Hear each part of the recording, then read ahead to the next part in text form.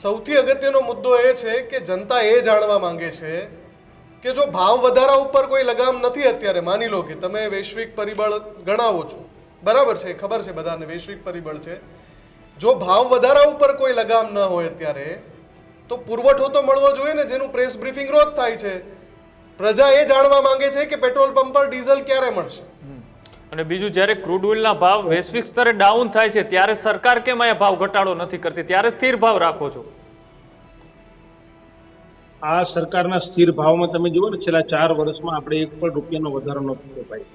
બીજો પુરવઠાની વાત છે, પુરવઠો જે સપ્લાય મળવી જોઈએ એ મળે જ છે. અમે પ્રજાને પણ એટલું આશ્વાસન આપી છીએ કે આખી દુનિયામાં જ્યાં જ્યાં રશિયા હોય અને બીજા વૈકલ્પિકો આપણે અત્યારે હાર્મુઝની અંદરથી આપણે લઈ નથી શકતા, બરોબર, એમાંથી આખા દુનિયાનું 25% પેટ્રોલિયમ ત્યાંથી આપણે જથ્થો જતો હતો, ત્યાં રોકાઈ ગયું.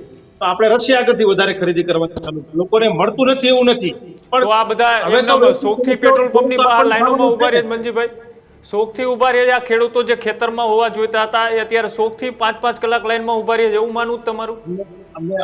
અમે આ સરકાર એ ખેડૂતોની હમદર્દી નહીં, તમે એવું કહો છો ને કે સરળતાથી મળી રહે છે, તો પછી આ શોખથી ઉભા રહે છે બહાર? તમારી પાર્ટીના નેતાઓને 5-10 મિનિટમાં મળી જતું હશે, ખેડૂતોને અત્યારે નથી મળી રહ્યું. વાત તમે સાંભળો, આખા વૈશ્વિક જયારે સંકટ હોય ને ત્યારે થોડી અસર તો આપણે અહીંયા થવાની છે, આપણે સ્વાભાવિક આ પ્રકૃતિ. તો તમે એવું સ્વીકારો મંજીભાઈ કે આ કટોકટીની અસર એ ગુજરાતમાં છે, અત્યારે પુરવઠો એ જોઈએ એટલો નથી આવી રહ્યો અને તેના કારણે અત્યારે લોકોને લાઈનમાં ઊભું રહેવું પડશે થોડાક દિવસ, એવું સ્વીકારતા શીખો. કરી દો સ્થિતિ કે ભાઈ તમે ડીઝલ માટે લાઈનો ન લગાવો, હમણાં એક સપ્તાહ નહીં મળે, આવું સ્પષ્ટ કરી દો ને. સ્વીકારવાની વાત અને એક વાસ્તવિકતા એ છે કે વૈશ્વિક પરિદર્શનની અંદર આજે આપણે સંકટ ઉપર છે, આખું વિશ્વ, ખાલી ભારત એક નથી. બીજા દેશોમાં આપણે કમ્પેરેટિવ કરવી પડે ને ભાઈ. તમે અમેરિકાની અંદર કેટલો ભાવ વધારો થયો, ત્યાં શું તકલીફ છે, ચીનની અંદર શું તકલીફ છે, બીજા દેશોની શું તકલીફ છે, અને એની જગ્યાએ આપણને શું તકલીફ છે, આપણે એનું કમ્પેરેટિવ તો કરવું પડશે ને. આપણે જો તુલનાત્મક વાત નહીં કરીએ, આપણે આપણું જ કહેશું ભાઈ અમને તકલીફ છે, તો બીજા બધી જગ્યાએ તકલીફ તો છે જ ને.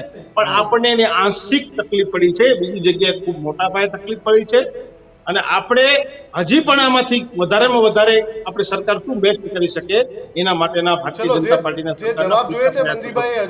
આ જ પ્રકારની તમામ અપડેટ જોવા માટે ન્યૂઝરૂમ ગુજરાતને લાઇક, શેર અને સબસ્ક્રાઇબ કરવાનું ભૂલતા નહીં.